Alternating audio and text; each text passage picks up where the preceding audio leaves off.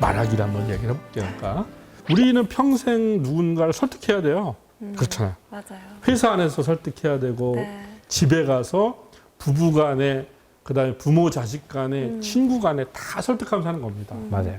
바로 말로써 설득하는 능력이 진짜 말을 잘하는 능력이라는 것이죠. 예. 근데 이거는 어떻게 되느냐? 이게 법칙이 있어요. 자, 뭐냐면 그 법칙은 바로 하나는 용건이에요, 용건. 용건. 누구랑 대화할 때 네. 말을 막 장하게 하거나 네. 막 모호하게 하면 이런 얘기 하잖아요.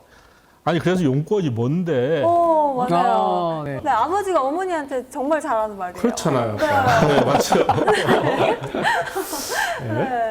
그 용건이라는 게 바로 네. 말을 하는 목적이거든요. 근데 이 목적은 뭐냐면 대체로 두 가지. 하나는 내가 이렇게 말을 해서 무언가 우리가 결정을 하자. 또 말을 해서 이렇게 판단하자라고 하는 게 바로 용건입니다. 그러니까 내가 저 사람하고 말을 할 때는 항상 머릿속에 내가 이 말을 통해서 저 사람하고 어떤 결정을 이끌어내려고 하는 거지, 어떤 판단을 이끌어내려고 하는 건지를 먼저 생각을 해야 돼요. 그리고 용건은 또 타당해야 돼요. 말도 안 되는 용건을 얘기하면 안 되잖아요. 그죠? 맞아요. 그러니까 용건을 분명히 정하고 또 그건 타당해야 된다는 거. 이거 하나가 첫 번째고요. 자, 그런데 그 용건만 얘기해 봤어요. 그러면 이제 상대방이 듣기에 저 사람 얘기가 뭐 틀린 말은 아닌 것 같아. 이렇게 생각은 하지만 그렇다고 딱 공감이 되지 않잖아요. 맞아요. 네. 그러니까 공감이 되지 않으면 절대 사람 행동하지 않아요. 그냥 네 말 맞아? 이 정도 수준의 반응을 이끌어내서는 별로 말을 한 보람이 없잖아요. 그렇죠. 네. 내가 말을 했으면 저 사람이 생각이 바뀌든지 행동이 바뀌든지 뭔가 나의 말을 통해서 움직일 수 있게. 움직여야 되잖아요. 그죠? 바로 그게 움직이게 하는 게 바로 근거입니다. 근거. 근거.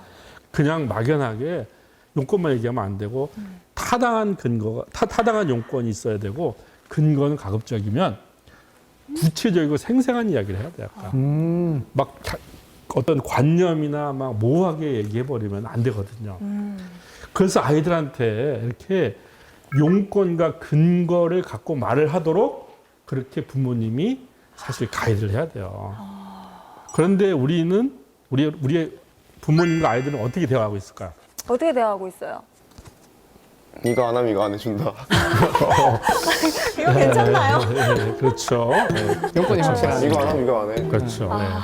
그거는 이제 용건과 근거라기보다 용건과 협박이니까. 네, 나도 협박. 그렇죠. 네. 네. 사실 이제 이렇게 얘기하고 있어요. 아이들은 부모님한테 이렇게 얘기하고 있습니다. 엄마, 나 장난감 사줘. 끝. 아이들 용건밖에 얘기하지 않잖아요. 아, 맞아. 그러면 이제 부모는 얘를 장난감을 사줄까 말까 고민하잖아요. 그죠? 왜라고 하는데. 왜란 말을 하는 부모는 정말 그렇게 하시나요? 네. 그럼 훌륭한 부모님입니다. 오, 나이스. 이게 대체로는 뭐냐면 그냥 엄마 나 장난감 사자 그러면은 야, 너 지난번에 샀는데 또 사냐? 아, 맞아. 이런 식으로 그냥 예스냐 노냐만 얘기를 하지 왜라고 묻지도 않아요. 근데 보세요. 집안에서는 이렇게 용건만 말해도 다 통하죠. 그죠? 상관없어요. 아까. 근데 아이가 이제 학교에 갔어요. 학교에 가서 용건만 얘기하면 통할까요? 안 되죠. 안 통하잖아요. 더구나 이 아이가 학교를 졸업하고 사회에 나갔어요. 사회에 나가서 용건만 얘기하잖아요. 더더욱 안 되죠. 그럼 더더욱 안 되고 도대체 뭘 해야 이상한 놈이다. 네. 예. 어이가 없어 하잖아요. 맞아요. 그렇죠? 그러니까 아이가 집에서 부모님하고 대화할 때부터 항상 용건을 말할 때는 근거를 말할 수 있도록 이렇게 아이들이 그렇게 대화 문화를 배워야 되는 거예요. 그래서 우리 정윤욱 선수처럼 엄마 나 장난감 사러 왜?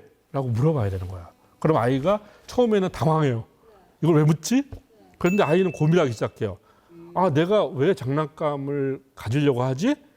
자, 이건 뭐냐면 스스로 자기의 욕구를 유식한 말로 얘기하면 객관하는 거죠. 그러니까. 또 하나는 내가 무언가를 상대방한테 요구하려면은 항상 근거를 제시해야 되는구나. 근거를 제시하지 않고는 절대 어떤 일이 벌어지지 않는구나라고 이렇게 이야기를 하는 거죠.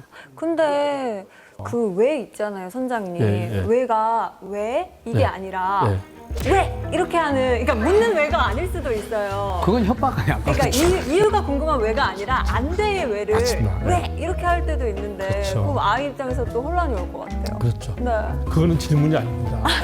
그렇죠. 그것도 마찬가지 용건과 네. 협박이에요. 아. 그래서 안 되라고 하는 얘기를 부모님이 그냥 왜? 라고 이렇게 이제 이렇게 얘기하는 거고 네. 그렇게 얘기하지 말고 아, 진짜로 그래요? 궁금하게. 저는 왜? 물음표예요. 네. 왜? 그렇죠. 맞아요. 장난감 갖고 싶어 하면 왜? 네, 네, 그렇죠. 그렇죠. 이건 있는데 이게 네. 없어서라고. 그렇죠. 얘기를 그렇죠. 오. 맞아요. 맞습니다. 정말 좋은 그런 겁니다. 그러니까. 그런데 또 부모님은 또 아이들한테 어떻게 얘기할까요? 야, 너 청소 안 해? 용건만 얘기하잖아요. 그러니까. 청소해. 해버리면 이미 그거가 명령으로 들리게 맞아. 되고 뒤에서 아무리 근거를 얘기한다고 하더라도 아이들 귀에 들어오지 않아요. 반발심 먼저 생기고. 그렇죠. 반발심도 생기고 아이가 이렇게 약간 위압감을 느끼는 거거든요. 그러니까 그래서 부모는 하고 싶은 말, 용건을 뒤로 가야 돼요. 뒤로 빼는 거예요. 그러니까. 미괄식으로. 예, 맞습니다. 어우, 좋습니다. 그러니까 먼저 근거를 이렇게 얘기하고 자 이러니까 내가 좀 청소를 해야 되지 않겠니? 라고 이런 식으로 대화를 할 필요가 있어요. 네가 여기 장난감 이거 노라는 거 봐 먼지꼬리다. 노라는 거 봐 먼지꼬리다. 그러니까 네가 그렇죠. 너무 지저분하잖니. 예, 예. 청소해볼까? 그렇죠. 이렇게. 이러다가 너 이렇게 발로 밟으면 네. 네 발이 다칠 수도 있고 어. 뭐 이런 식으로 이제 해서 그래서 우리가 청소를 좀 해야 되지 않겠니라고 이렇게 미괄식으로 이야기를 해야 돼요. 그런데 아이에게는 또 어떻게 하냐면 아이는 두 가지로 말하도록 또 우리가 부모가 가이드해 줄 필요가 있어요. 그 방법은 뭐냐면 아이가 쭉 말을 하잖아요. 네.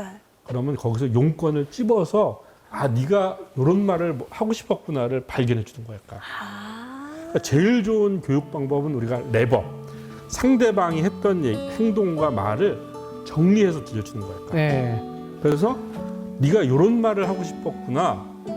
그래서 이런 용건을 이렇게 근거를 얘기하고 있네라고 아이들 다시 얘기해 주는 거예요. 아이들한테 다음에는 있잖아.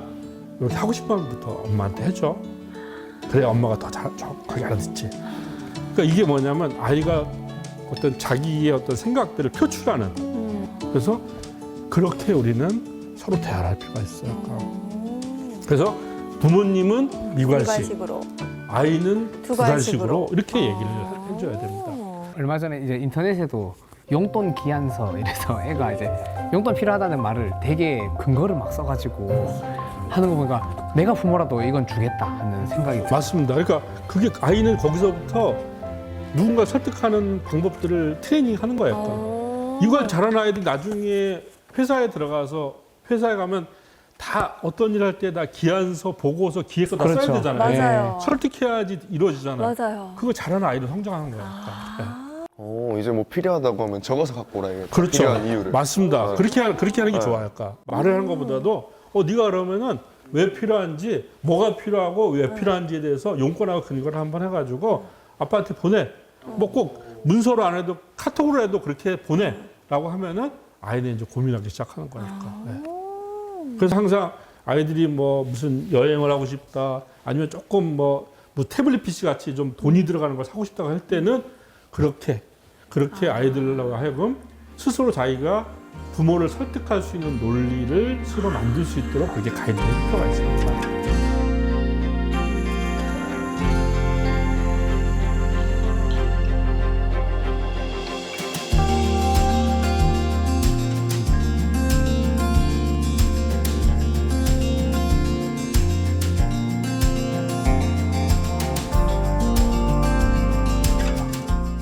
또 하나는 뭐가 필요하냐면요. 이 말이라고 하는 거는 말을 하는 사람이 있고 듣는 사람이 있잖아요. 그죠? 그러니까 말을 물론 이제 어떤 뭐 공적인 연설을 하게 되면은 말을 하는 사람이 있고 듣는 사람이 있지만 말을 하는 사람 위주로 막 얘기해도 돼요. 그죠? 근데 대화라고 하는 거는 뭐냐면 듣는 사람을 생각을 해줘야 된단 말이에요. 네.